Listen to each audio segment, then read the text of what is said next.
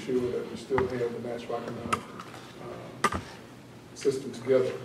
And also, I think this is one of the reasons we're having this meeting here is that even though this has happened, we have this bill, there's still a lot of things that we need to do, and the struggle continues, and there's still some things that we're going to have to do to make sure that we're in a position to make sure that Nash Rocky Mountain school system go forward and also do the job it's supposed to be doing, and that's educating our children, and that's number one. And we're going to have to make sure that that's the focus and not anything else. So I'm going to stop here and let Angela kind of pick it up on funding and a little more of the history. Thank you, Shelley. I just want to mention that it's very interesting, the interconnection you'll see of the whole issue with the schools. And as we are work to clarify and straighten out this issue with the Nash Rocky Mountain schools, I believe we will also help the Edgecombe County schools and bring awareness to what the needs are of both our schools systems. So part of our goal and our ask number one is that we start assigning ourselves to attend both the school board meetings, so that when it comes time to address the needs of the school, this is our goal. It's not the school board versus the county commissioners, and then we hear about it later. It's us going to support our schools with the school board and the county commissioners to advocate for what we think is needed to have the best education we can have in our region. I think one of the things that where we dropped the ball on the earlier agreement is sort of leaving it to others to carry out this agreement and not keeping up with the details and monitoring it. And that's what we want to prevent tonight. But as Sue Perry Cole said, this is just one meeting of many that we'll need to help highlight the point. One of the things that we changed that again will be important for us to participate in is on the bottom of the first page, and this is that the Nash Rocky Mountain School Board will submit their annual budget to both the Nash commissioners for approval and the Edgecombe commissioners for review. This was not done previously, but it respects the role of both counties in funding the Nash Rocky Mountain school system. Now this was controversial because some people would say, well, nobody else has to do this other than us. But well, there is one other county, one other city school system that's in 2 counties where they present to both boards. Nash will have the final approval, but Edgecombe will review and have some input and feedback, and we think that's important, and it gives us 2 opportunities to participate in supporting those presentations and advocating for what we think is fair. If you turn over, that next bullet at the top is also important, that the board and the commissioners will make the best effort to create a fair and reasonable appropriation of capital money for those schools located in the Edgecombe County. That's been another big issue in the community, in that the schools on the Edgecombe County side were not fairly taken care of. So it was a standoff. The Nash County commissioners were saying that, well, it's not clear who's responsible for this capital. The Edgecombe commissioners were saying, but we pay everything the bill told us to pay, and we're standing in the middle saying, but we want improvements to our schools. And so I will show you in a minute a little evidence of that history.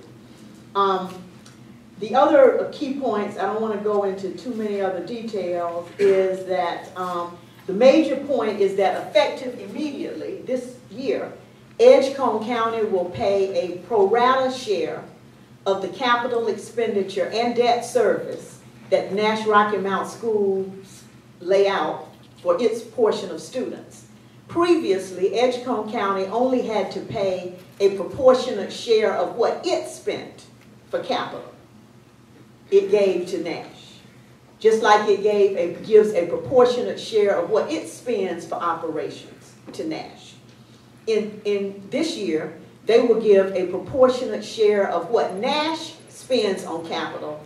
They will give that percentage for its students. They will reimburse for that percentage of its students. In 2020, when Rocky Mount backs out of paying what we call the gap, Edgecombe County will also pay the proportionate share of whatever Nash appropriates for its students that attend Nash County schools. Right now, they pay the proportionate share of what they allocate. Does everybody understand? To Nash. So it will true up in 2020. So let's look at the chart you have that says current expense comparison of appropriations. It should be about the third loose sheet in your packet. Comparison of appropriations. You see that chart? It has a lot of numbers going down. Can everybody see that? Help anybody decide. There's comparison of appropriations, current expense, and capital outlay. See that? It's in this packet. It should be in this packet. And there's some extras. See some extras laid out there? On the other side of that. Now it's a two-sided document, so you got everything you have is two-sided. So if you've got numbers on it, look on the back. You may have to. You see it? Everybody got it? On the back it says City of Rocky Mount appropriations. On the back. So there's no telling which way yours is. Okay. So right now I'm talking about comparison of appropriations. Okay, everybody got the right copy? On one side it says comparison of appropriations. On the back side it says City of Rocky Mount appropriations payable to the Nash Rocky Mount schools. So it's a two-sided document. You got the other side, but you want to turn it around. Okay. Now, this gives you the history of these payments from 1996. I'm not going over all that. I'm just going to show you something. Look on the far right. Do you see those 6 payments of $500,000? Okay, it was actually 10 of those payments because this started in 1992. Okay? The reason those payments are there is it was foreseen. This is a legal term I'm using. There were people that looked ahead and saw that there was going to be an issue once the power dynamic changed to the Nash Rocky Mount School Board and the Nash Commissioners, that there was likely going to be a political issue with capital funding within the city of Rocky Mount, including Edgecombe.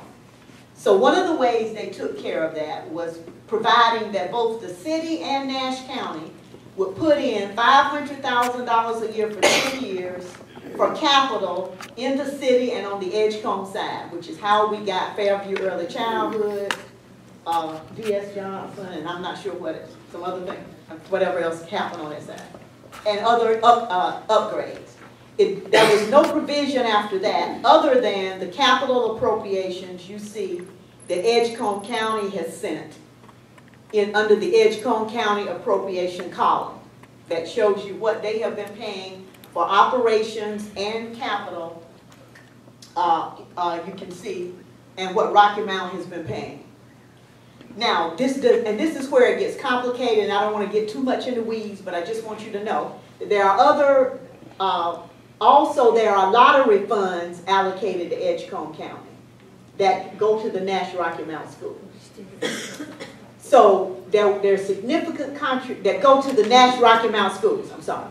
So there are significant contributions Edgecombe County is making and has been making to the Nash Rocky Mount schools. A bigger issue for me is respect for the fact that every time an Edgecombe County resident buys goods in Nash County and pays that sales tax, which disproportionately you have to pay because of how retail development has gone, every time you pay that money, it educates a Nash County child.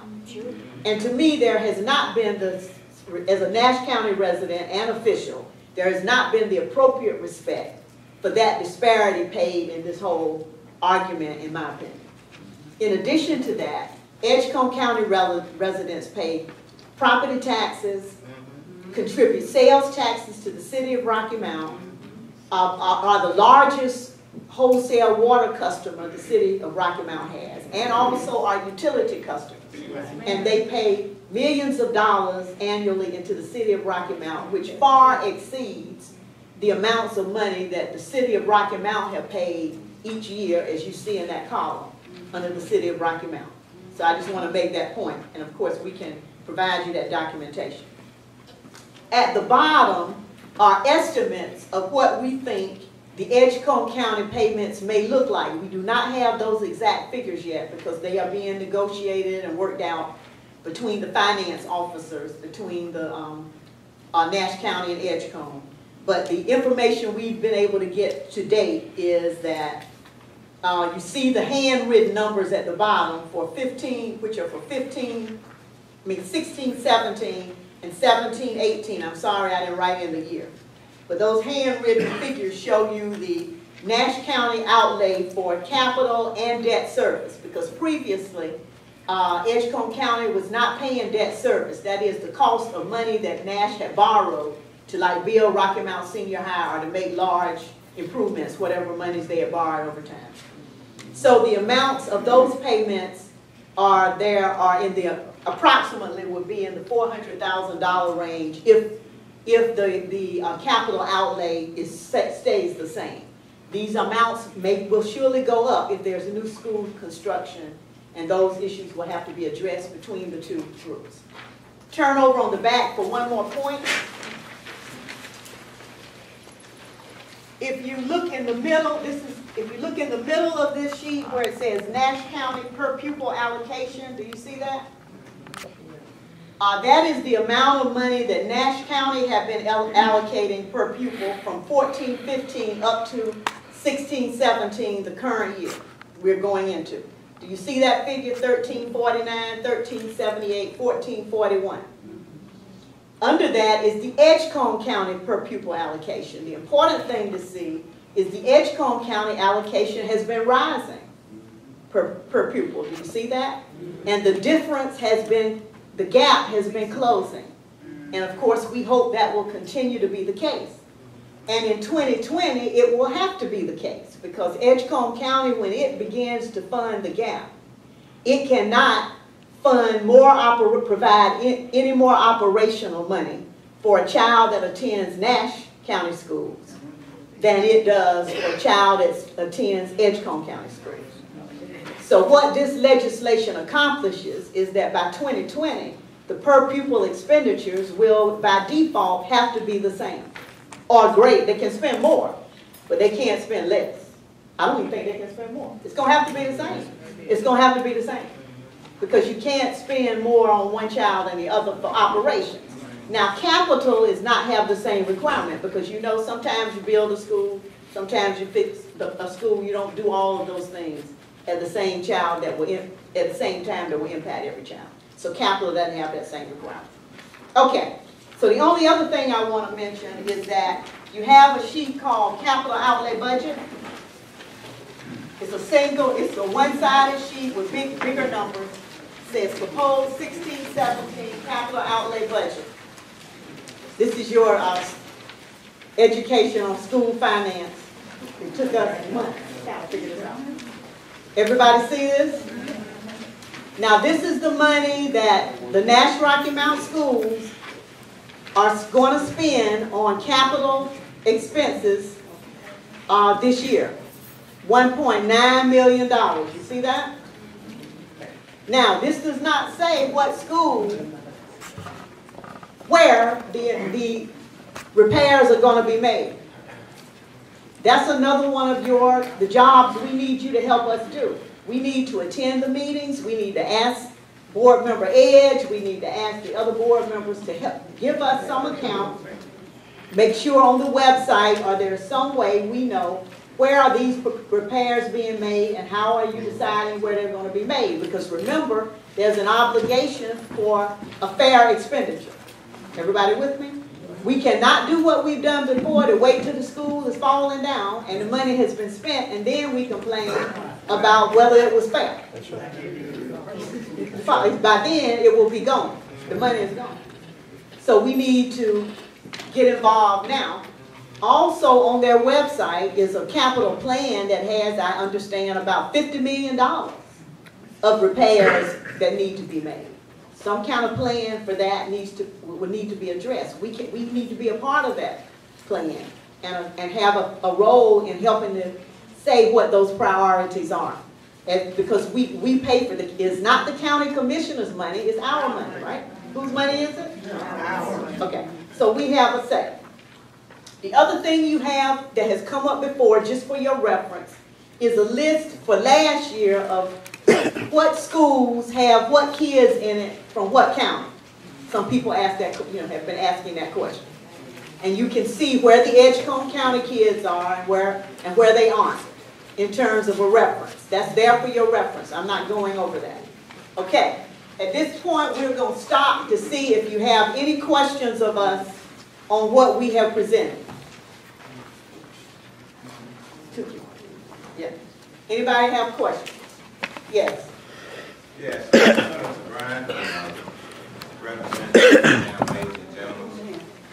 I represent the Edgecombe County Coalition for Fair and Equitable Funding for all students residing in Edgecombe County. And in your presentation right then, you stated that by 2020 that all the funding would be equal for the kids going to Nash as well as the kids that are in Edgecombe County. Will you lay hands on that particular bill and explain to me what Section 2, that last sentence, means as it relates to that? I gave my packet away. Oh, okay. First of all, there is a statute, and we have a representative here. We didn't recognize you. Brian Holloway, a former representative, is here from the School Board Association. He can save me on this. But there is a statute that says local expense funds, counties have to allocate the same amount of local expense funds, what's called local expense funds, and those are defined. The same amount has to be allocated for all its children, wherever they are, charter school, another school, wherever they are, the county would have to allocate the same amount. So the commissioners and the school boards by 2020 are going to have to address that issue. That at least for Edgecombe County, they cannot send more money to Nash than they're spending in Edgecombe. I think I can, one of the things. For operations now, not for capital. Do you understand the difference? Yeah, but I'm talking about even for student. Yeah, here's what I think what you missed. Beforehand, before this came about, when Rocky Mount was leveling up and paying the gap money, which means that, let's say if Edgecombe County was spending $1,000 per student, Edgecombe County was spending $900.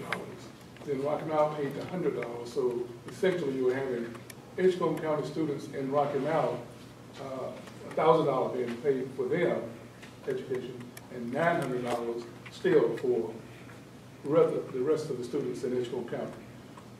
As a result of this, as Angela said, kind of like the fault, what will happen, all the students in Edgecombe County will be getting funded the same amount because there will be no differential because the county will be paying the amount. So it's not a level up, it's going to be the same for all students, period. Beforehand. For operations. For operations. Beforehand, it wasn't.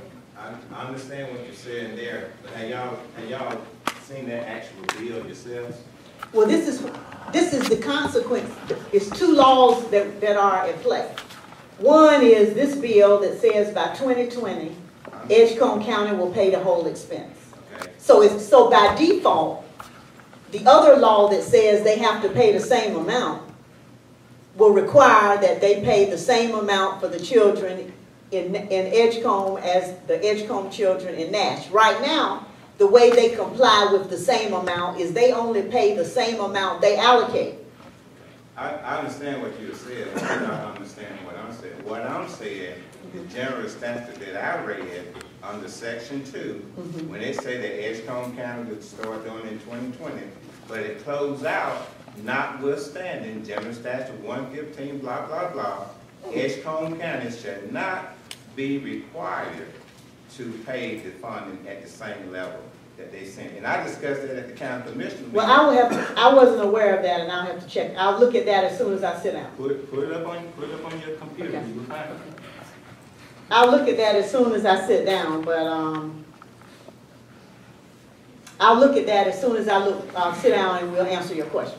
That's a good point, but I don't remember that. But I will look at it and double check. It will be news to me.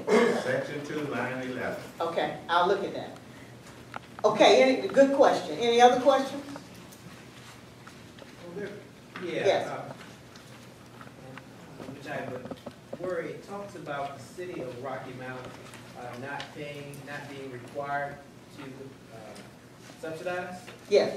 it doesn't say that the city of Rocky Mount can't. It just says that the city of Rocky Mount will not be required to. Well, At least that's the summary. right, but the city cannot fund current expenses for, and this is where Brian can help with this, for schools without authorization, because it's not a city expenditure, a lawful city expenditure. It doesn't mean that they can't do things to support, we can't help support Edgecombe County in some ways, but we cannot participate in funding schools without authorization, either by having a city school system or legislation, as we have previously, that authorized the payment of money for the operation of public schools. Cities, it's not an authorized expenditure for cities. It's a county expenditure. In the old bill, that was required, that was part of the bill. Right. Okay. So this removed. It wasn't just something Rocky Mount, it was a part of the, it was the way that the merger happened, because if they would have never merged if they had to wait until Edgecombe could pay the same thing as Nash. So that was really the way that the merger happened. So it's important for us to know that these differences in financing have always been at the root of the problem. And the leaders and powers that be and lawyers and judges that approved this at that time made the deal they made. So they must have felt like the balances they were balancing the scales to satisfy them in the deal they made at that time. And now this is a new try at the same time. Any other comments or questions? Thank you. I'll look at that up, Reverend Higgs, and get back to you. Yeah, and we'll have time for more questions and stuff like that. Thank you guys for those great questions. And how fortunate are we to have representatives that can take all those numbers and all that complexity and explain it so that a regular guy like me wearing a t-shirt can understand what they're talking about. I really appreciate that. And we have another outstanding legislator who will present to you now. So recently, I had some interns and we went to Raleigh to meet some of our leaders, and we got to meet Representative Bobby Richardson, and I tell you what, we had a great time. So you're going to get to see why that was the case. So please welcome up Representative Bobby Richardson.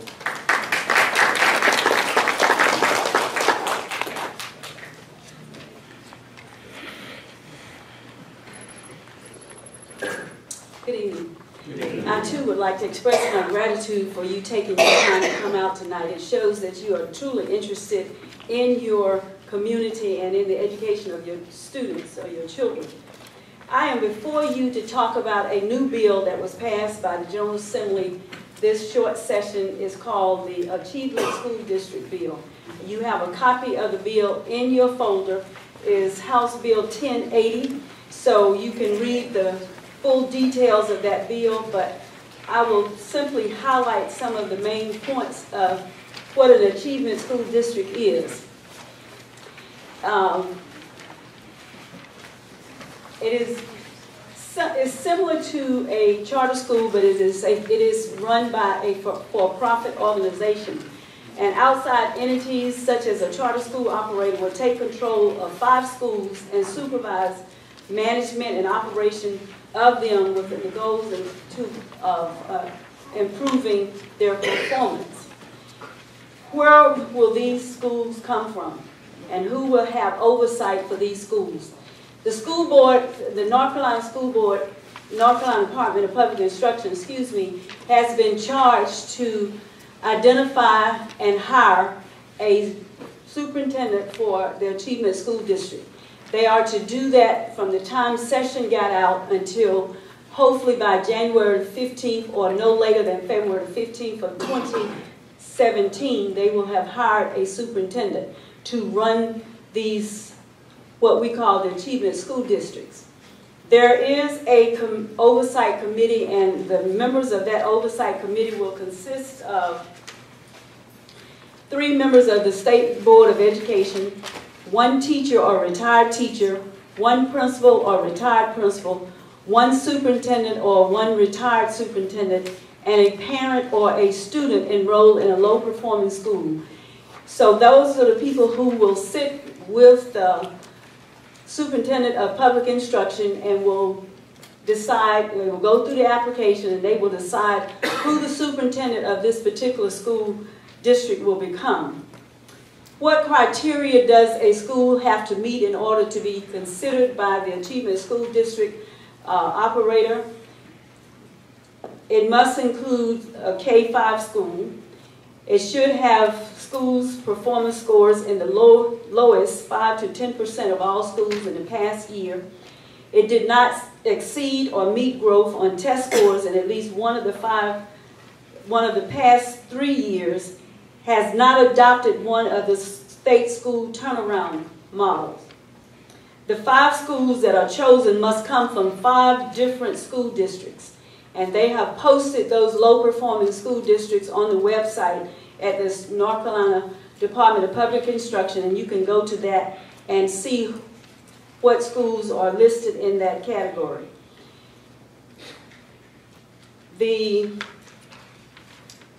When will this take effect and how long will it last? The State Board of Education can launch the Achievement School District as early as next school year, but for 2017 or 18, or it can wait to 2018-19. The board has not made a decision yet. If the board waits to launch its program in 2018 and 2019, it must have at least 2 of the 5 schools selected. And by 2019 or 2020, they must have all 5 schools selected. Will the local school system lose all control of the Achievement School District? Yes. It is considered a reorganization of the school, and therefore all staff that are at that particular school may or may not be retained in the current position that they are. They could hire a new principal, they could hire completely new staff. And therefore those teachers would have to find somewhere else, or those administrators would have to find somewhere else to work. Will the local schools, what if the local school district doesn't want to give up control of its school? Once the state board selects a school for inclusion in its Achievement School District, the local board of education that runs the school has 2 options. They can agree to relinquish control of the school or close it down. And there will be an extensive evaluation done of these schools before that decision is made. The list of the schools, and for your concern, there's 2 in Edgecombe and there's 1 in Rocky Mount that could possibly be included in that selection process, but there's no guarantee which 5 schools will be selected. The superintendent will take approximately about a year to do the evaluation and determine which schools qualify. Then after that, the schools will be identified and the schools will begin operation. But there's also another piece to this Achievement School District which got very little recognition, which is the I-Zone school. A school district can operate an I-Zone school, and that is the I-Zone can be operated by your local school board. And it's an innovative school similar to how charter schools are operated, but not as much funding went into the operation of an I-Zone school as it has gone into the operation of an Achievement School District. For the first year, the budget allowed $400,000 in recurring funds to begin to set up the operation for the Achievement School District. That's to hire the superintendent and hire the other staff. Then after that, for 2016-17, $500,000 would be to contract an independent research organization to do the evaluation of these schools to determine that they meet the criteria. The I-Zone schools will be appropriated $150,000. So that you have the bill, as I said before, you read all the particulars, but The one thing that we need to understand is that once a school district does get identified as an achievement school district, it will lose, the local school board and the staff lose control of that particular school, and it's operated by the superintendent, and that superintendent has the authority to hire the staff, new staff, or to keep on the staff that's there. Any questions? We have limited time because there's so many things that we're trying to share with you. Yes. I just have one concern, Representative Richardson. I read that article in the News and Observer, and from what I could see, there are 17 schools in Nash County that they identified as low-performing schools, and 4 in Edgecombe. But the elementary, like you said, there were 2 in Edgecombe, but there are 8 elementary schools in Nash County that they identified as low-performing schools. Okay. And so I asked, are all these schools at risk? And I know it's across the state. They're going to identify 5 of the low-performing schools, but one could very well be in Nash County, could it not? It could be, and you have to also remember that if the Department of Public Instruction or the local school board has identified a turnaround model and they are implementing that turnaround model, then they cannot be considered an achievement school district. The Department of Public Instruction has its own turnaround model, and they have been successful in turning around schools, but the appropriation has not been there so that they can work with all of these low-performing schools.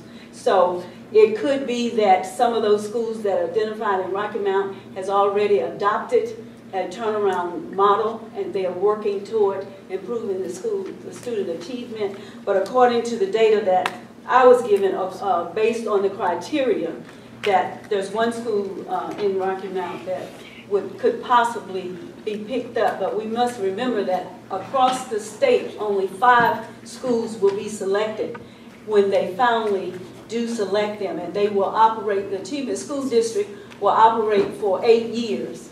And after the 8 years, then the schools are given back to the local school district. The building that they operate out of, the local school board will be responsible for the maintenance of that building. Can I add anything? And it's not just being a low performing school that has to be one of the lowest 5 or 10% in the state. So every year they'll look at the numbers, and it's not only being just low performing here, but how we compare across the state. And we have one that's in the lowest 5%. The rest are outside. Doing better. Thank you. Yes. There was a hand. Yep. Representative Richardson, you did a really good job. We need to hire you at the School Board Association to go around and explain these bills. But one thing, and you may have touched on it, but I think we really need to emphasize who's paying for that. Even though your school is taken over by the state and you have no control over it, if you will, just share with them about who pays for it. And you know the answer, the county has to pay for everything the way it is, but they have no control. Right. It's paid by the taxpayers, and it comes out of the your public school dollars. So it's another entity that will, as we say, will take money. Well, the traditional public schools will have to share its budget with another entity. And the thing you also need to understand is that this is a for-profit organization that will run this. Most of your charter schools that come into your district are not for profit. And we also, I hope I answered your question, Brian. We also want to point out to you, don't get too excited about this.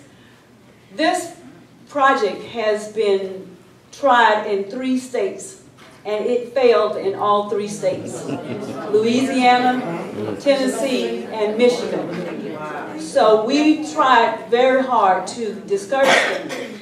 In the bill, hold on a minute, in the bill there were 3 entities that could have come out of this bill. The one was the Achievement School District, the iZone School District, which has shown that has been successful in those states. And another one was the turnaround model that the Department of Public Instruction uses. So in the final bill, the turnaround model, which is the model that most superintendents preferred, did not get included in the bill. And there was a hand right here. I have a question, Representative Richardson, and thank you, by the way. Why are we considering this if it has failed? I wish I could answer that. I think it's all politics. That's all I can tell you. We debated it. We presented the data. And, you know, we had consultants come from each one of these states. Vanderbilt did a report on it. Another research firm out of Washington, D.C. came to the meetings when we were discussing this and said to them, not only does it fail, that North Carolina is not really conducive to this kind of school. So in Tennessee and other places, the schools were kind of in proximity of each other. And so they talked about, technically, Eastern North Carolina probably will not be chosen because the schools have to have close proximity to the students should have close proximity to the school that they're going to. There were a lot of reasons why this bill should have failed, but there was a endorsement of this bill, right? You got the question, you got it right. I don't know how many of you read, but the News and Observer, and you know how much it costs to get a full-page endorsement in the News and Observer? There was a full-page endorsement of Achievement School District in the News and Observer during the time of this debate. And some of the members from both sides were confused or were not in support, but when that article came out, we kind of lost the battle. We lost the fight. So that is another way that our school dollars are being spent, and we need to understand that it probably will not happen in Eastern North Carolina. There's a couple of things. Well, We need to fight it if it does. Yeah. We probably need to, if we can, we're gonna have one more section at the end. Is that all right? Just to kind of, so please keep your comments in the big we'll get you. Yes, ma'am. Okay, thank you. So give her a hand. Once again, just amazing. Thank you for presenting that. The next speaker, I'm so excited to bring up because I'm so happy. She's my representative. That's a good person. So Erica Ingram Smith, give her a hand, please.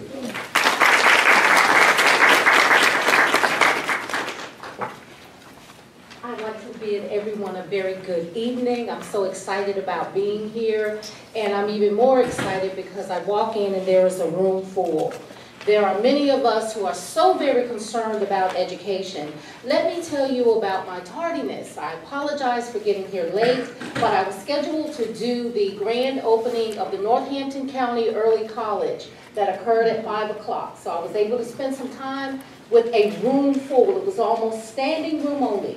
And it occurred in Squire Elementary School, and you may not know this, but this school, many parts of the school have been closed for the last 5 years because it's a dilapidated elementary school that we were no longer using the full wing. So we have high school students who get to experience the early college experience.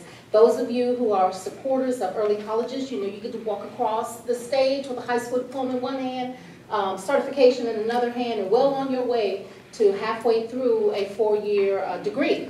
And so the exciting thing is that they were able to push forward and open.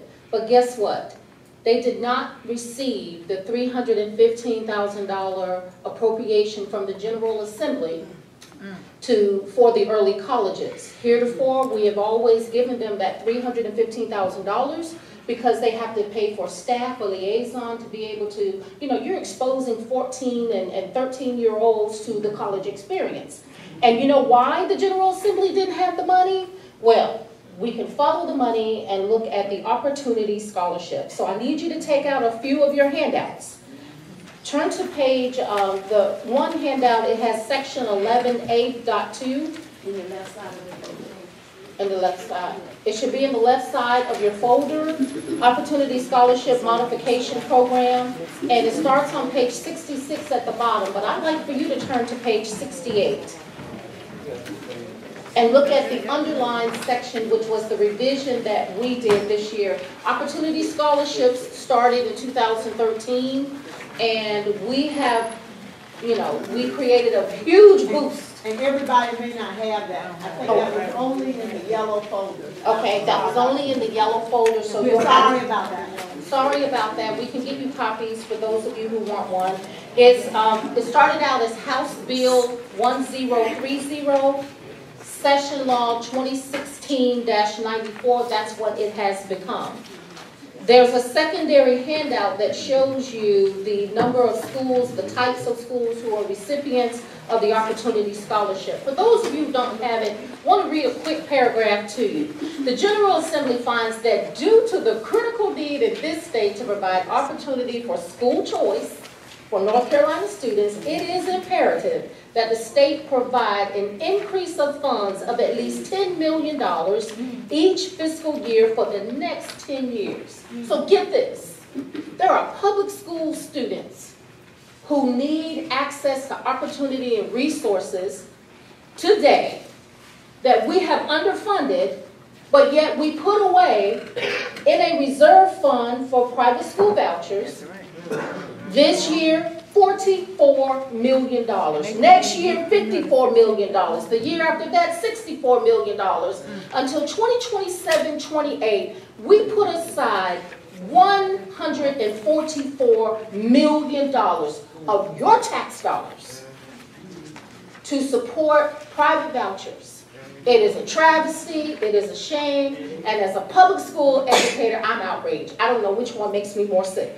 And the interesting thing about it is usually when you have funds left over in a budgeted amount, it goes back to the general fund, but these dollars will never go back to the general fund. They will never go back to the general fund.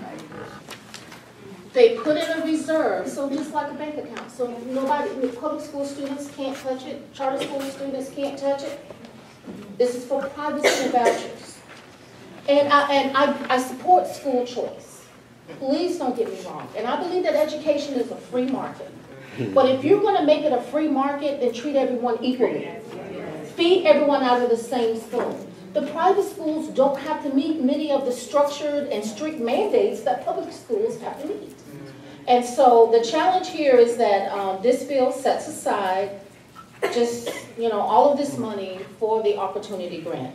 So if you look at the second handout, in the 2014-15 fiscal year, there were 194 schools in North Carolina that were 194 religious schools that received an appropriation of about $4.3 million.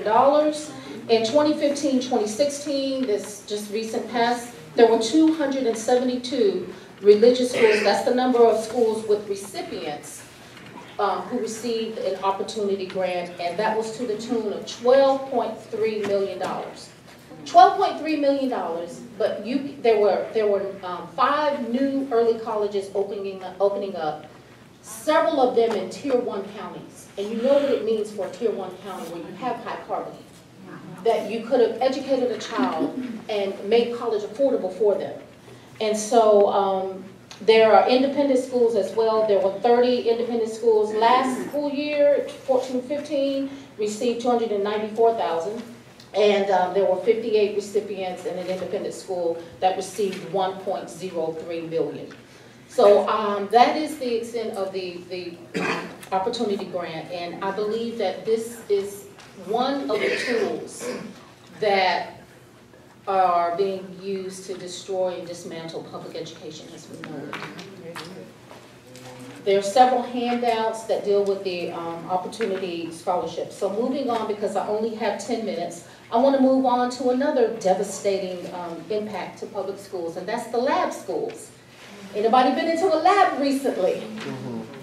I teach science and mathematics, so I get to go in the lab all the time. And so initially, I was a little bit excited, but I am reserved. So the lab schools come from Session Law 2016-94, and I want you to write that down. And they have a handout on that. You do. Everyone has this handout. It says the University of North Carolina Teacher and Principal Preparation Program Lab School. If everyone will take this handout, and we will go through some of the highlights very quickly.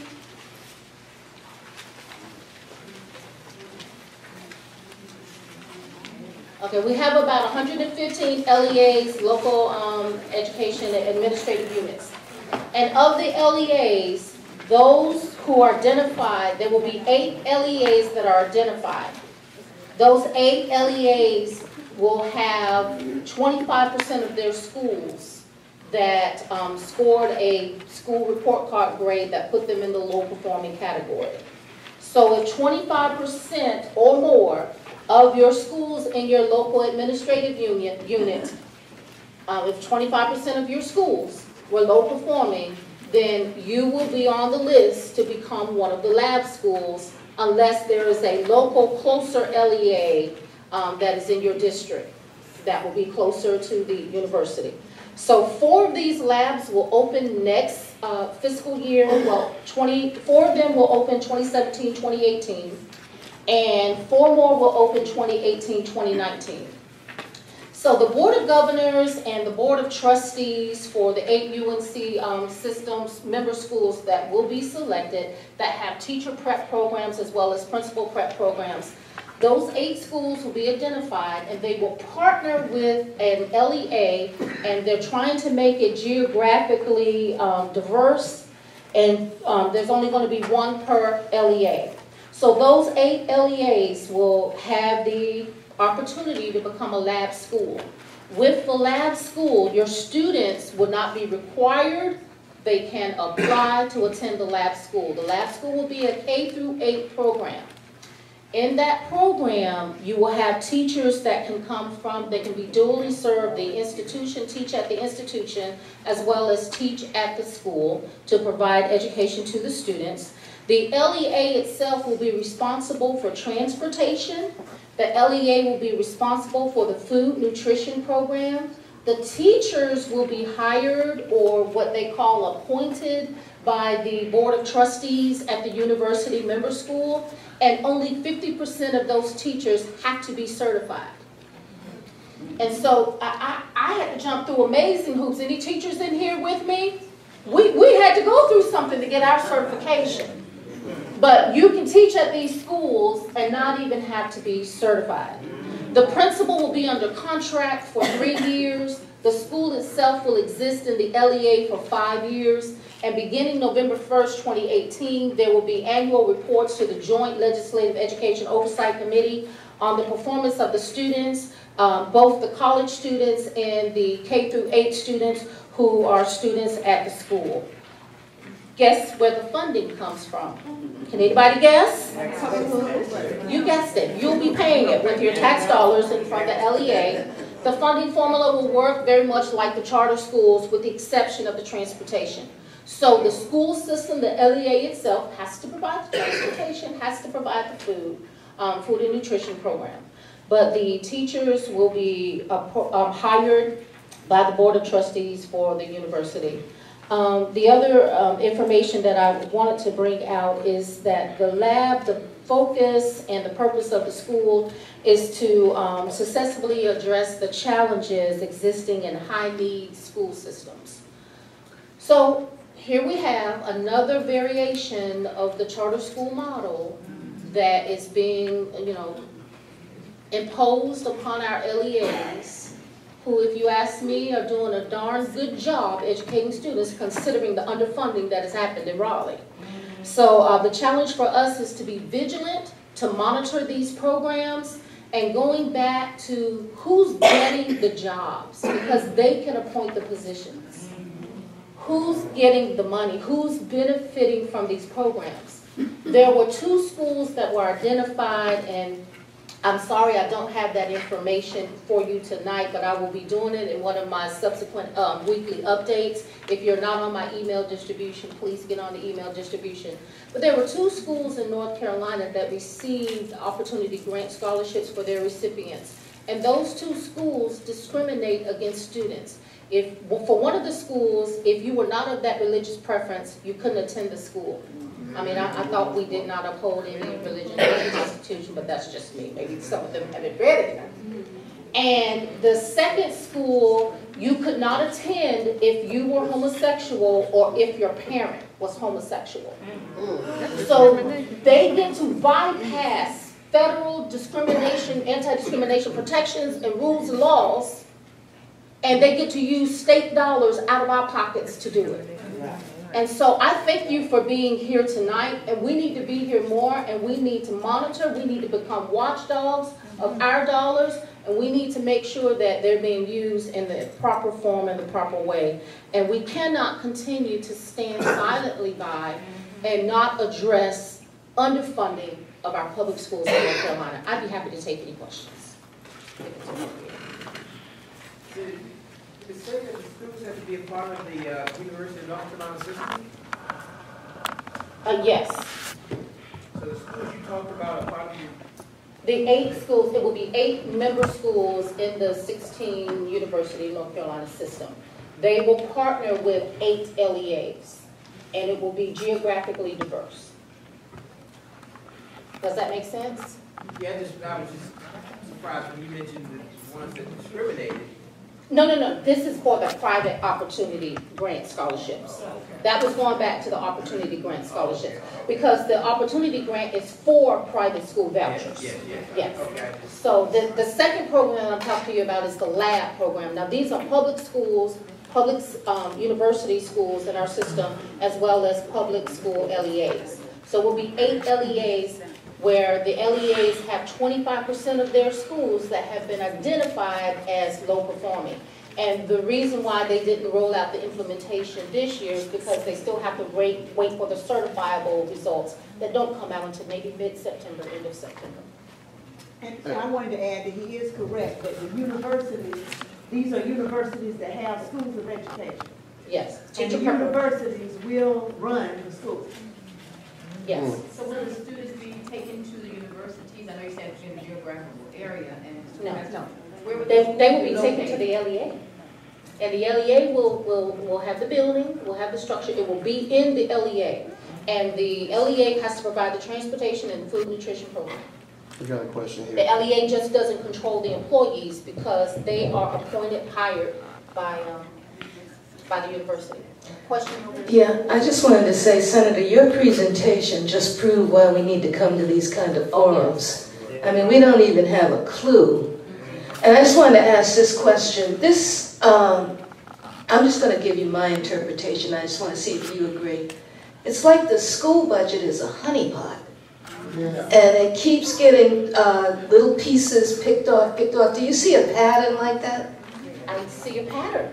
And it's more of a push for privatization. And let's go out and try all of this, that, and the other. And you know, the early colleges have proven to demonstrate a higher performance among its students. So we have something that works. I don't understand why we're trying to create all of these other options and choices that have to be funded to the detriment of the public schools. Because there's not enough money to do both. Right. But not only has early college proven, Department of Public Instruction turnaround program has proven that they turn around, but they will not give them enough money to serve but few schools each year. You know, so the turnaround models have been effective. Is there any role for the parents? Yes. What can be done about the money that's been put into that fund for private schools? What can be done about that? Well, we anticipate that there are going to be some forthcoming lawsuits as it relates to those private schools that discriminate, but yet they're receiving public tax dollars, public monies. But that's down the road, and it's a litigated process. And of course, the state's going to have to pay again to defend itself when they know they have biases. So that's the challenge here. It's like a double whammy. You're double hit on your money. It's not a good use of money. What I'm hoping is that every November when we have an opportunity to vote, we will change the composition of what we have there, who believe that it is okay to put millions of dollars in a treasure chest for 10 years out when you have public schools who need that resources right now so they can have a future 10 years from now. Yeah. I'm sorry. Yes, Representative Smith, obviously what's going on, you took the word right out of my mouth. is voting. You have these politicians, legislatures do not like public schools. They do not have children or grandchildren in public schools. Just a comment from Manuel Murphy. Just got to vote those people out. Not only do they not have people there, they haven't walked into a classroom in 20, 30 years. And they have no idea what it takes for a 21st century education. And it's a travesty. And if they haven't learned it by now, we need to send them back home where they can get informed and make better decisions. Yes, sir. How much more money would be required to fund the turnaround program that the Department of Public Instruction has developed in the schools that need it across the state? Are we talking millions and millions, or? You know, Senator Bryan, I'm not sure about that amount. What's that? How much is it? Well, they basically funded within the school budgets that they have. There was some use of race to the top funds, but we could get that information. Right. I can get that figure for you. How much? Maybe asking in another way. At an individual per school basis, do you have any idea what that extra funding? I assume it must be extra funding to support additional programs. I used to be on the Board of Education, and as I recall, one year when we were in a turnaround model, it was about an additional $260,000. And so that was just for that particular year, that particular, in that budget year. But I will get the numbers for you, but I think that's a very excellent question, and I'm sure that it would have been, you know, less expensive than this model that we're trying to do now.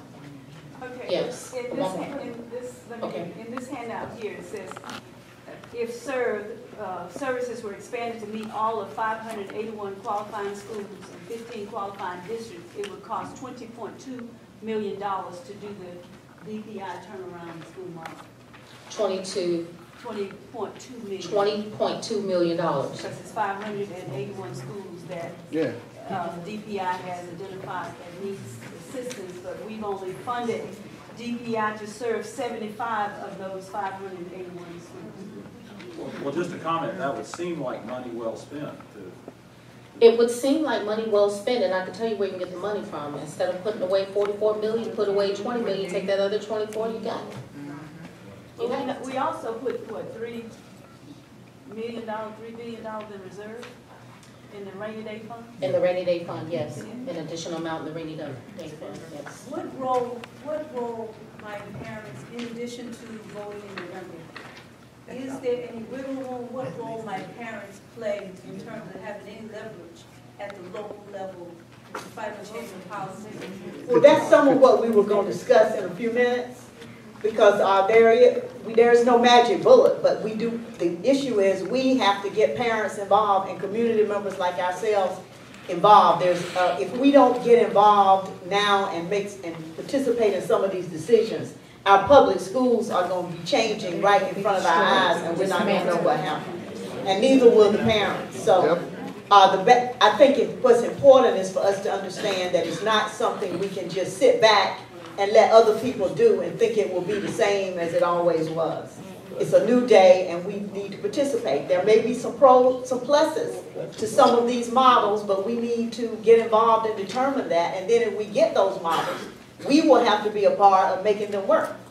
We cannot assign that to someone else. I do want to clarify that Reverend Higgs was correct, that there is a notwithstanding language in Section 2 in the Nash Rocky Mount School bill that exempts Edgecombe County from that provision that required them to fund Nash and the students in each county at an equal level. I will have to check to see if there's any other requirement legislation that would impact that, but he is correct on that. So that is something else we'll have to monitor, and we'll have to look at whether, and I wasn't aware, that was not something I supported or requested or was aware of. So we'll need to continue to monitor that and see and talk to the county commissioners and the school board about it. And Senator, clarify, none of the representatives in this room asked for that. Yeah, did you? I was wondering, does that mean that if the kids are in Rocky Mount, then they have to have equal funding, but they can do whatever they want to, fund the kids in Edgecombe? I'm wondering if that's the disparity there, that they're not concerned about how they fund Edgecombe County students. They're only concerned about how they fund the kids in Edgecombe that goes to right now. I'm just wondering. We'll have to see what the origin of that provision was. It doesn't mean that they cannot fund them equally. It means that they're exempted from that provision. Now, it may well be that it was cumbersome to have one county board somehow bound by what another county going and forward in the future in 20 years, or who knows what could happen. You wouldn't want one board bound by what another board has done.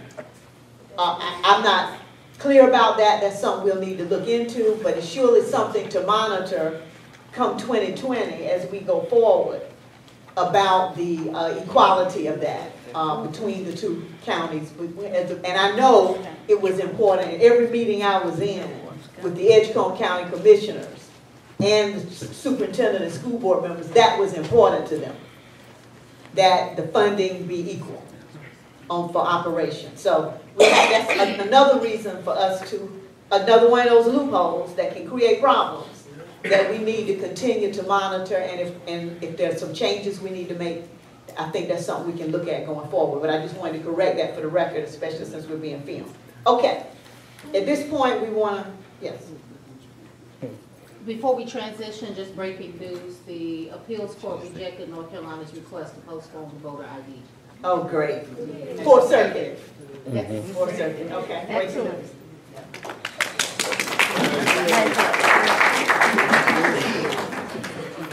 You have been a very patient audience, and what is really important is that you have a really good amount of time to talk. And so this little topic that I've been assigned on your agenda, which is how can we support economic development in Edgecombe County, I'm going to really make a very concise presentation so we can get to the part of the program where you have a chance to share with each other and talk, because this information has been astonishing to me tonight, really. So, in thinking about how to address the question tonight, how can we support Edgecombe County, how can we support economic development in Edgecombe County, I sat down with a couple of my friends. Really, I went to the Rocky Mount Edgecombe CDC and we did a little brainstorming session this afternoon. I am not going to present some kind of a comprehensive plan on this or anything like that. That's like a 9-course meal. I'm going to give you a tasting helping. I'm just going to share with you a couple of few points, just kind of to whet your appetite, and maybe if you want to, you can pick up on some of these points in the breakout session. First of all, I want to make this point. We must accept the reality that finally, our city and county are experiencing a serious transformation.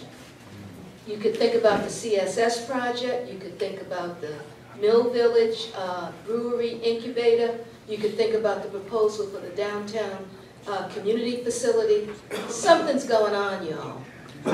Now, in that context, our responsibility as concerned and responsible citizens is to make sure we avail ourselves of the best information possible about what's really going on. I think it was Angela said earlier, if you sit down and you don't do anything and the tide passes by, you can't complain later on. So you got to stay on top of this thing because there's a lot going on. Trust me, the changes and opportunities that are going to start coming down the pipe faster than we can imagine. This is about people making money, y'all. And they're looking at this area. Even though Edgecombe is still considered an undeveloped community, private developers see opportunity arising to invest in our community. And when I say invest, I mean make money. But you've got to be educated and informed to take advantage of the blessings God is beginning to send our way. That's why we're here tonight. That means we must continue to gather like this evening's information session, and we have to not only gather and obtain information, but we've got to share information. You've got a lot of information in your hand, share it with somebody, or at least share part of it with somebody.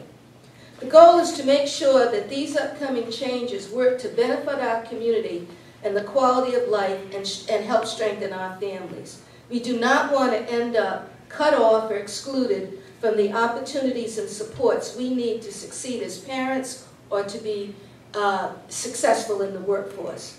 Make sure, now this is something I feel strongly about because I've got 2 children and neither one of them live here anymore. Make sure we tell our young people, the ones left here and the ones that have moved away to find better opportunities, look at Edgecombe County. Something new is happening. You have to have an opportunity. You have an opportunity. I'm talking about the young people now. You have an opportunity to stay or come back and you can still maybe get ahead. You don't have to leave anymore to improve your situation. Now let me quickly share a short list of some basic strategies we need to be thinking about and investigating and supporting. Each of us needs to consider developing a personal plan for improving our individual incomes.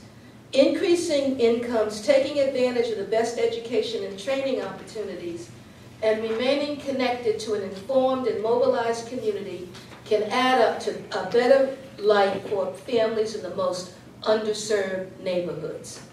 We need to be searching for investors and entrepreneurs who believe in our community and are intentional about developing businesses in our community. I'm talking about Edgecombe County now. And here's something that I think that wasn't really promoted when I was young and just getting out of college. What kind of entrepreneurial small business development concept can you or someone in your family come up with? See, this is an opportunity for all of us.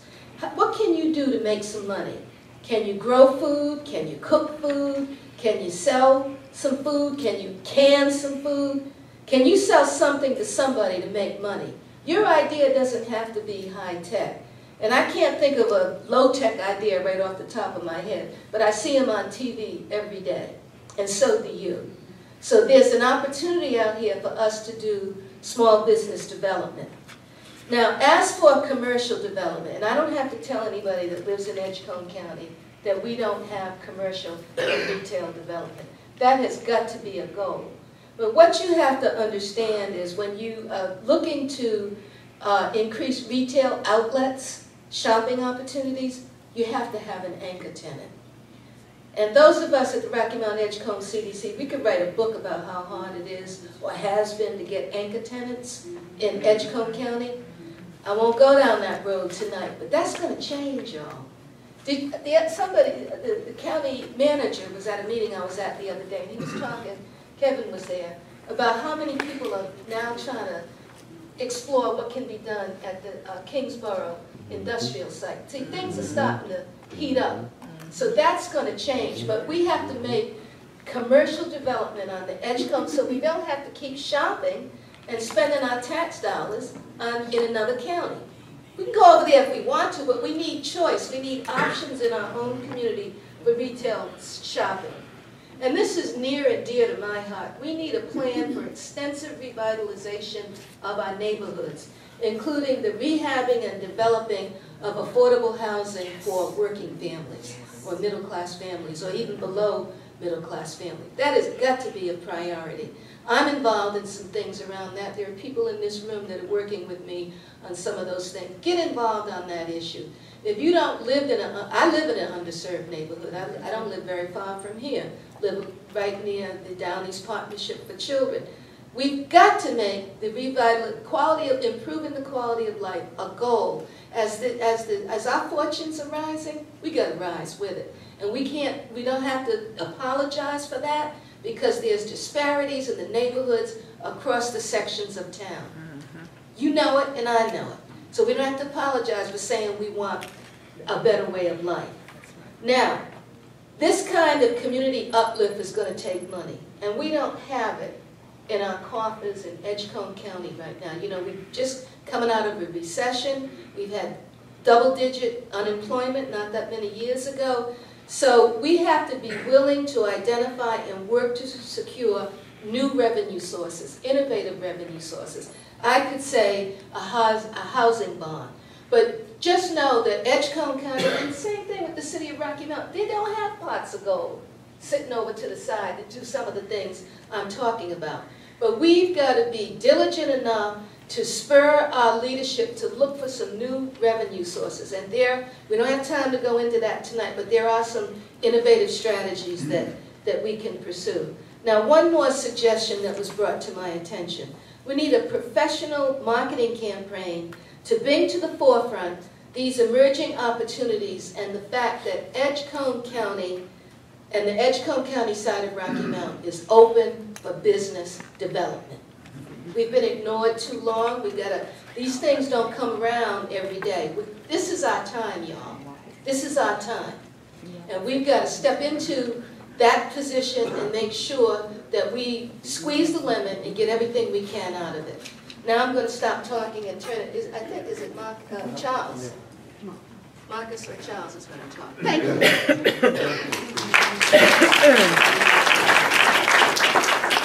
Okay, so really quick, if you guys have been looking at your schedules, then you know the same thing I know, that we are a little bit behind. So therefore, I'm going to cut my section a lot, and that's because throughout this whole night there has been a through line. If you didn't catch it, I'm going to let you know what it is, and that's voting. All of these people make these decisions, whether you like the decisions, and then all those decisions that you didn't like. I listened to your comments. Those people are public servants. That means they're your employee. You are their boss. We vote for these people, and if we don't like what they're doing, then we need to vote them out. Now, that's not I'm not endorsing anyone. I'm just saying if you heard something tonight that you didn't like, then you need to find out who are the people that are for that, and then we need to vote them out. Because that's the intersection between education and voting. That's because you have the power. So a lot of times you hear people, we're in an election year, and there are going to be a lot of people that will say to you, you know, they don't like who's running for president, you know, they don't like neither one of the candidates, they might not vote. And you let them know that all the things that we talk about tonight are local issues. Issues that are governed by the state or your county commissioners, that kind of stuff. And that is what's touching your life. So when your school is messed up, that's not a president, so to speak, that's a state employee. That works for you that you need to get a hold of. That's a board of education that you need to be a part of. We have to, if you are mad about how things are, you're not happy with the way things are, and I'm speaking to the choir because I know a lot of you here, but we want to make sure that people understand that we have the power to change whatever we want to in this country, and in this county, and in this state. We can change whatever we want to if we decide to vote. And especially here, because there are enough people here that can do it. So one thing that's basically my spiel. I was gonna talk about, you know, I had a hand that we could do and all this kind of stuff, but we're really out of time. I do want to recognize, if you ever see me doing something good, it's because of my mentors. One is Shanika Kent, who used to be the Marcus CNC. Hey, I always want to acknowledge her. I also want to acknowledge Shafia, my mentor. I wouldn't be anywhere without her. I want to give recognition to Democracy NC and those that are faithful in that fight. So Linda Edwards was here earlier. I think she had the lead. Linda King, a great advocate, always there. The League of Women Voters is one of our partners. I want to also shout out the Racial Justice Group. So we have Dick, who is a great member, Connie, who is there, who is a great supporter. I knew that was good. Mr. Kent also is a great supporter. The head of the NCAE, former president of the NCAE, who is a great advocate for us. So you look at her left. So listen, this is not done. This is the point I'm trying to make to you here. Is that the things that are happening? We got some people that are doing some things in our community that we are not for. I listened to your comments. I can tell you didn't agree with that. And then we got some people who are doing stuff in the community that you care about. Support those that are doing what you care about and help us fight against those that are not. Because people, we have the power. And don't ever walk out of a meeting like this feeling dejected or whatever. Realize, come to this meeting to learn what is happening so you can learn what you need to do to make that change. And okay, we'll take a question from Connie and then we'll give it up to Chuck. Okay. Let me take a question. So I'll make this very quick. So I completely agree that voting is going to hopefully have a sea change in our community. One of the things that would be very, very helpful that maybe your intern or someone could produce to help us prepare for that, right? Because, you know, we only have a couple months. And I don't know about you, but I've gotten to the polling place and I've seen all these names. I'm like, who are these people? Right, like, yeah. what are they? What's their position? What would be superb for the next time we get together might be a list of all of the seats that are coming open. Yes, yeah. You know, whether it's the commissioners, whether it's the board of school board, whether it's whoever, all the seats that are coming open, who the folks are, to give us time to research and find out who these people are, make a couple phone calls, hold their feet to the fire. Hey, I was at a meeting, what was your position? What did you vote on here? So just, you know, I'm not all about making stuff happen. Yeah. So if this group could give us a tool for that, to prepare, that would be awesome. Yeah, that's good. So two things about that. That's a very good point. So one thing that Democracy NC does is what we call a sample. We do that all the time. So that's something that you will be coming down the pipe. The reason why we don't have it yet is because really the Board of Elections. So that's, we're kind of waiting. It's a lot of people waiting for that. And I would have had one, but I've got to do it in a nonpartisan way.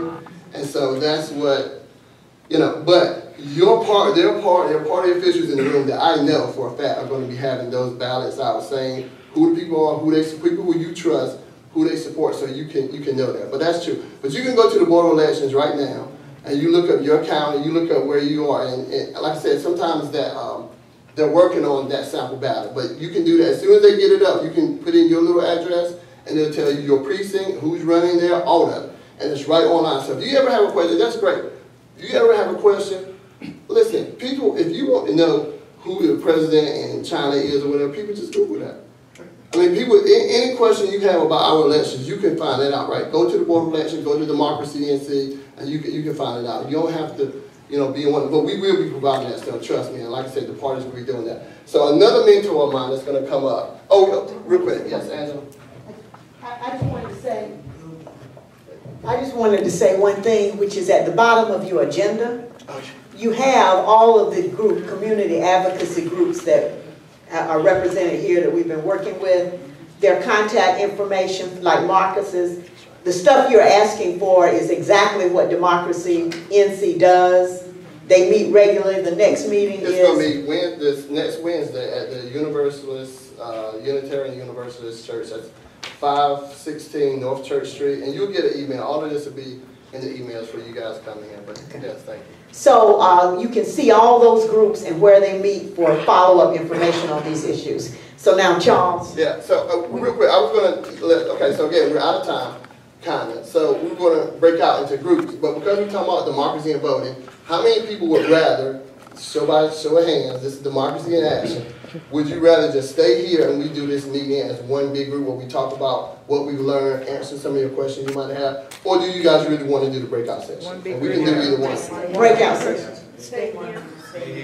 Yeah, so we talked about it. That way we can really quick get it over. Can we get a show of hands? How many would like, this is what we would like. The advantage of the breakout sessions is we could take 15 minutes and get from you some specific, we have some large index cards for you to feed back to us some specific recommendations for what you would like to see next. And you get to talk to the people you're breaking out with about your thoughts and feelings about what you've heard. In here, it's only going to be a few people. That way everybody could talk. In here, only a few people could talk. So I would implore you to give this a try. Take 15 minutes. See what feedback your group wants to send back to the big group. We'll come back in here and close. If there's some key points for the big group, we would hear that. And we will follow up. We're going to have another meeting in Edgecombe County in September to follow up on these same themes. So we're not stopping here. This is not the end. Is everybody willing to try that out? Yes. Can you try that out? Okay. So if you have a number, who is the leader for group? Would the leaders go in the breakout room next to this room here and get to a table with your number? The leaders with the group leaders with numbers. And then, hold your number up when you're in the room. And is there they know who they are. Okay. So just give them a few minutes. Okay, you doing your part. I'm sorry, y'all. I'm doing your part. I apologize. Hey, Brian. How you doing? I apologize. Okay, if you have a number, does everybody have a card with a number on it? All right, there's a break room at the far end of this hall on the right side. The tables and chairs are already set up, and your group is defined by the number that you have. And what we'd like for you to do is try to do this. Try to do this by allowing each person to sort of raise the issues that you heard in here, or any of the issues that you feel are important to you. Do that a couple of times and then talk about them, and then spend the last 3 or 4 minutes trying to decide which of those you'd like to report out. I mean, we want all of the information back, but for 2 or 3, but each group to also report out which one you'd like for us to talk in the large group. What kind of number you got? 7, but I That can be a group right there. If you want to stay right there. You gotta go home now. What number do you have?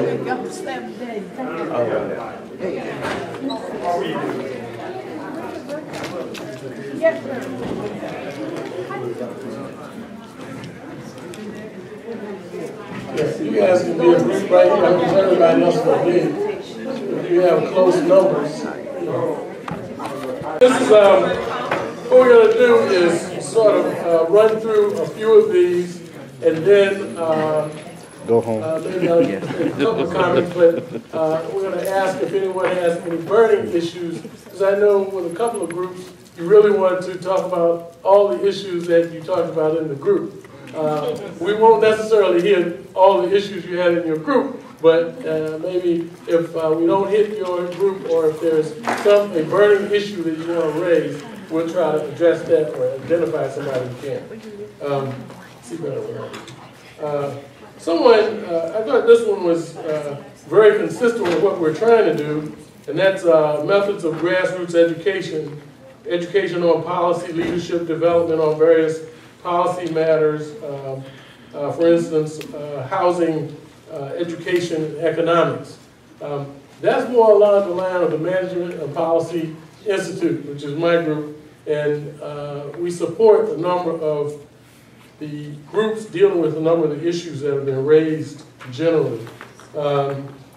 Also, one talked about legislative mandates being antithetical to local schools, take away control, and that budgets are going toward privatization. That's very true. I think we have to look at the big strategy, and it looks like setting up another segregated system, essentially, and funding it with public funds. So there's some real issues there that I think people should be addressing, and that might mean finding plaintiffs that are prepared to participate in some lawsuits. But it looks like there's some opportunities to fight a number of these developments with the legislature. The vote is just one.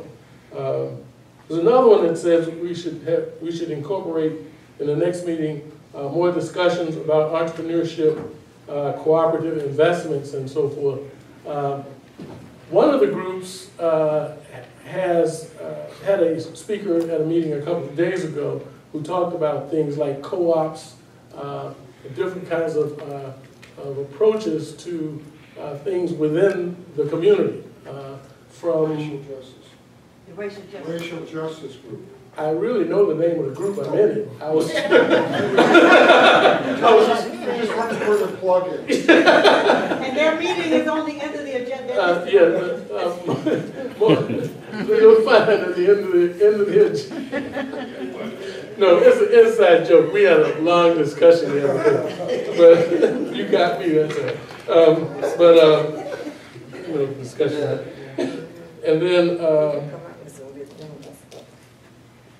this one is what are better avenues to education for low-income families, and raises something about offices in government and how they've been used to undercut that. But and talking about elections, I mean, you know, it is important to vote, and we really need to get people out to vote. And local elections, I mean, a lot of politics is about local elections.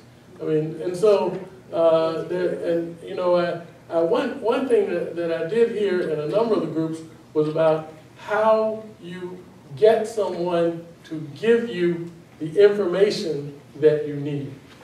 And what I would suggest to you is, that's the other part of, that was the first part. This part was about the community. It's about how you go get it. Because basically, if we just rely on what other people give us, you never will know whether you know what's going on. I mean, we have to be prepared to do the work, the research, to get the information we need to get the results that we want. And often that's not the case. In another one of these, I'll talk about analytic thinking, because it's about developing a personal approach to problem solving.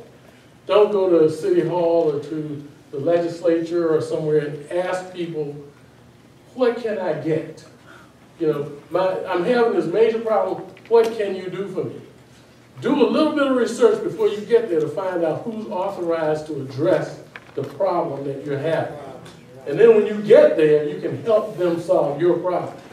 But if you're always asking someone else to solve the problem for you, it's funny how you get sent away because it's lunchtime and go to the next office and all of that. But if you come there prepared to engage in that discussion, you can make the discussion more productive for you.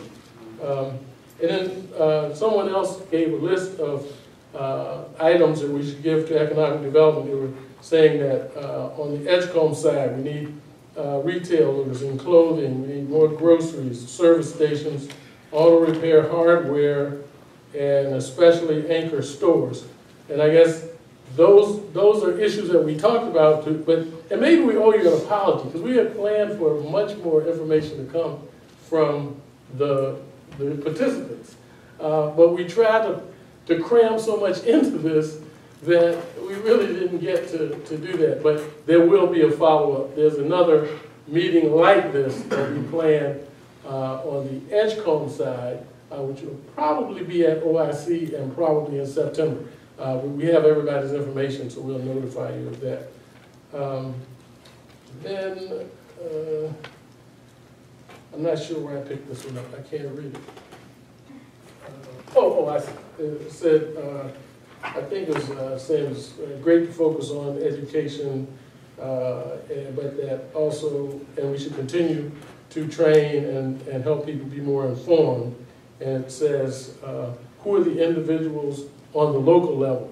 I will say that just because of the way the election cycle is running, a lot of the focus was on our legislators, but we got significant support from the office of one council person, because Clara is the same Clara that works for Ruben, correct?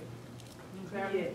Yeah, okay. So it's not that they weren't supportive, but a couple provided input, but again, the way the schedule worked out, it just didn't happen. And I just want to say sort of brief before somebody wraps this up, and that's just that we have a right to vote, but you know, one of my favorite phrases is Frederick Douglass's statement in his letters in 1860, 1838, and that was basically power really, what is about power? Power concedes nothing without a demand. And so if you're sitting at home moaning and groaning and talking about what we ought to do and how they ought to do it, and you don't like this person because they take positions that you don't like, that's sort of like not exercising the voice. And really, you would be absolutely surprised. I think one of the most important things we can do is persuade people that their voices count. Because a lot of folks think, you know, you show up and there's a judge or there's a legislator or a council person, that they automatically trump you. That's not the case. Somebody said the most, no pun intended. But, you know, we really, I think people have to feel that they are empowered. It's so often folks are reluctant to go to City Hall. They're reluctant to speak out. But there are a lot of ways. I mean, you can write, you can organize your block and address an issue. In one part of the city, there was a spontaneous committee that came together just because trees were falling. And they're trees that belong to the city. And apparently the city employees who are in that area are trained to say that the city's not responsible for those trees. But I know that the city now believes that they're responsible for those trees. Because that's what the code says. But the first thing you do is go read the code. What does the code say? Then call. Don't call and say, come out here and do this. But so that little spontaneous committee now gets some attention when they say that there's a problem, because they know the people are going to be prepared to talk about what the issue is. So I think yeah, we have a right to vote, but we have the right to speak. I mean, the legislature, think about it. It's sort of like, I kind of spent a lot of time in two states. In one, the legislature is located in the city. And you always have to beg people to come down to the legislature in the city. And we're only 40 miles away here from the legislature. You know, and our representatives don't just need us when they come out here to us. And I'm sure they'd be great to say, we're trying to get support on this measure, and I've got 100 letters from people from my constituents. I'll wrap up in a second. Don't be rushing me at this point. Now I got the mic. Don't ever get a mic. But you know, it's really, I'm sure they would be happy to see, you know, more support from the community, because it helps them establish why they're taking specific positions on things. So if there are any other burning questions, we'll take a couple and try to get somebody to address it, and otherwise, you can close it out. Oh, I think. When's the next? We'll send that out. Yeah, we'll send out notices. And so everybody be sure that you have signed up and that we have your contact information. If you've got email, it really helps, because there are several email lists represented among these groups. We'll take care of whatever they gave us. But whatever information we have, we'll respond to make sure that you're aware. Okay. Thank you. Okay, so we're going to. So if there's anyone that didn't pay the fee, just see me afterwards, and such a joke, and like people are like, what?